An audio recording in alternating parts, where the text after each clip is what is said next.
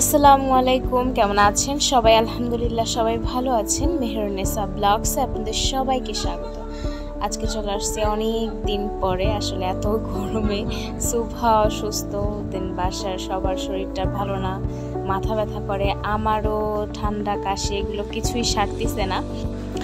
আর ইদানিং একটা নতুন প্রবলেম, সেটা হলো বিকাল হইলেই মাথা প্রচণ্ড ব্যথা করে, মানে সারা রাত মাথা ব্যথা করে, বিকাল হইলেই মাথা ব্যথা করে। তো এগুলো নিয়ে আর ভিডিও এডিট করা হচ্ছে না, প্লাস ভিডিও ছাড়াও হচ্ছে না, এরকম করে ভিডিও প্রচুর জমে যাচ্ছে। তো আজকে ভাবলাম একটু কষ্ট করে ভিডিওটা ছাড়িয়েই দিই। অনেক দিন ভিডিও ছাড়া হয় না, আসলে অনেক গাফিলতি হয়ে গেছে। আর এই ভিডিওটা হলো রিসেন্ট কিছুদিন আগে, সেটা হলো সুভা বুড়ির জন্মদিনের আমরা একটা সেলিব্রেশন করছি, তো সেই ভিডিওটা। সুভা বুড়ির বার্থডে আপনারা সবাই জানেন, মানে যারা আমার ভিডিওটা রেগুলার দেখেন তারা জানেন যে রোজার মধ্যেই সুভা বুড়ির জন্মদিন হয়ে গেছে, মানে 15ই মার্চ ছিল সুভার জন্মদিন রোজার মধ্যে। তো তখন আমরা কিছুই করি নাই, শুধু ওর ফুপিদেরকে ডেকে সবাই মিলে একসাথে ইফতার করছি, মানে কিছুই করা হয় নাই। আর এই জন্য এখন ঈদের পরে সবাই যেহেতু এখন ছুটিতে আছে, তো ভাবলাম সবাই মিলে একটু একসাথে খাওয়া দাওয়া করা যাক, একসাথে একটা সেলিব্রেশন হয়ে যাক। বাচ্চা কাচ্চা আছে যেহেতু আমাদের বাসায়, বাচ্চা কাচ্চার তো অভাব নেই, তো সবাই মিলে একটা কেক টেক নিয়ে এসে মানে আনন্দ করা আর কি, আনন্দ উল্লাস, তো সেটাই মেন পয়েন্ট। তো এখানে আম্মু দুধ জাল দিচ্ছে, পায়েস রান্না করবে। আর এখানে মুরগির মাংস, দেশি মুরগির মাংস, তো এইটা মাখায় রাখছে টক দই, লেবুর রস, তারপরে আদা রসুন বাটা, আর হলো হলুদের গুঁড়া লবণ দিয়ে মাখায় রাখছে প্রায় 1-1.5 ঘন্টার মতো। দেন এখন রান্না করবে গোশটা।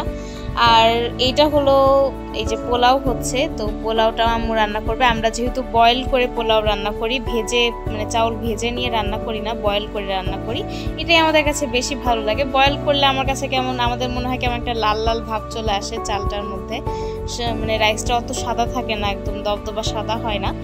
তো এই জন্য আমরা বয়েল করেই রান্না করি। আর বয়েল করে রান্না করলে কি হয়, অনেক চাউল, তো এত চাউল ভেজে রান্না করাটা একটু সমস্যা হয়ে যায়। এতগুলো মানুষের চাউলের রান্না আমার কাছে মনে হয় বয়েল করে করলেই ভালো হয়, অল্প চাউল ভেজে নিয়ে করা যায়। আর এই যে এখানে মাংসটা রান্না করা হয়ে গেছে। সত্যি কথা বলতে চিকেনের এই রেসিপিটা আম্মু এখানে চিকেন দো পেঁয়াজা রান্না করছিল, অসম্ভব সুন্দর হয়েছিল, অনেক মজা হয়েছিল। তো কে কে এই রেসিপিটা দেখতে চান আমাদেরকে কমেন্ট করে জানাবেন। আর এখানে আম্মুর পোলাওটাও হচ্ছে, তো লাস্টে আম্মু বেরেস্তাও দিয়ে দিছে। আর এই যে এখানে আমার সুভা বুড়ি ওর মামার কোলে বসে আছে, এটা হলো আমার ভাই, মানে কেউ হয়তো এর আগে দেখেন নাই, এখন ফার্স্ট টাইম দেখতেছেন। তো ওর নাম হলো তন্ময়, তো হলো আমার ভাই, আমার ছোট ভাই। তো ওর কোলে সুভা বসে রয়েছে, আর সব বেলুনগুলো লুৎফা আর সুভার বাবা মানে লুৎফার মামা দুজনে মিলে সাজাচ্ছে, মামা ভাগ্নি মিলে। আর এদিকে মামা ভাগ্নি দুজনে বসে চিল করতেছে, ওরা কিছুই করতেছে না।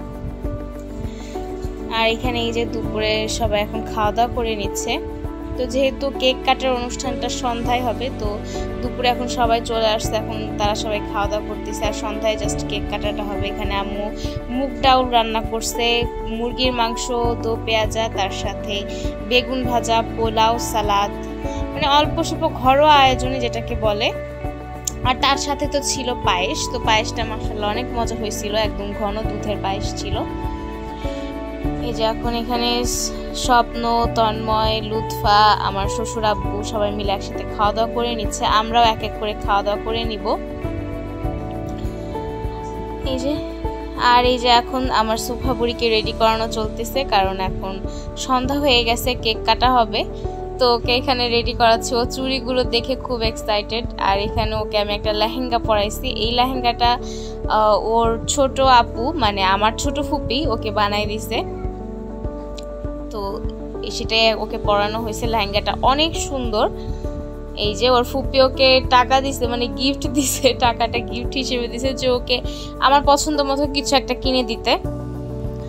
ছোট সীমা আপু বাচ্চা কাচ্চা নিয়ে আর এত কিছু কিনে নিয়ে আসাটা তার সম্ভব ছিল না, যেহেতু এখন ভাইয়াও নেই, তো ভাইয়া এখন দেশের বাহিরে আছে, তো এজন্য একা একা আসছে, তো কিনে নিয়ে আসতে পারে নাই, ওকে টাকা দিয়ে দিছে।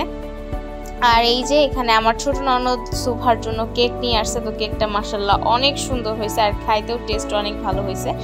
তো আমার ছোট ননদের একটা পেজও আছে, কে কে এই পেজের লিঙ্কটা পাইতে চান আমাদেরকে কমেন্ট করে জানাবেন। আর রাজবাড়ী জেলার মধ্যে সব জায়গায় ও কিন্তু ডেলিভারি দিয়ে থাকে, তো আপনারা চাইলে আমাদের এখানে কমেন্ট করে জানাইলে আমরা লিঙ্ক দেওয়ার ব্যবস্থা করব। তো গলা আটকে আটকে আসতেছে,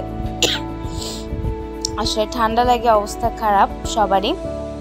তো এখানে কেক কাটার পরে সব বাচ্চাদেরকে খাওয়াই দিচ্ছি, যেহেতু এখনো সুভা সবাইকে খাওয়ানোর অবস্থায় আসে নাই।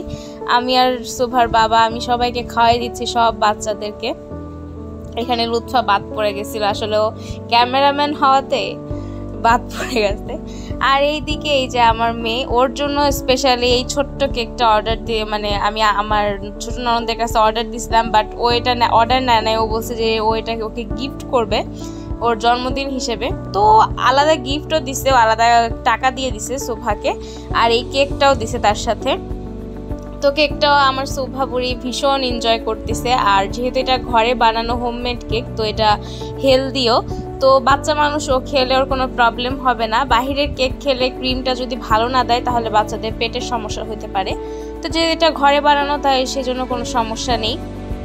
তো আজকের ভিডিওটা এই পর্যন্তই। সবাই ভালো থাকবেন, সুস্থ থাকবেন। আমাদের ভিডিওটা ভালো লেগে থাকলে লাইক, কমেন্ট এবং শেয়ার করবেন। আমার সুভা বুড়ির জন্য দোয়া করবেন। আল্লাহ হাফেজ।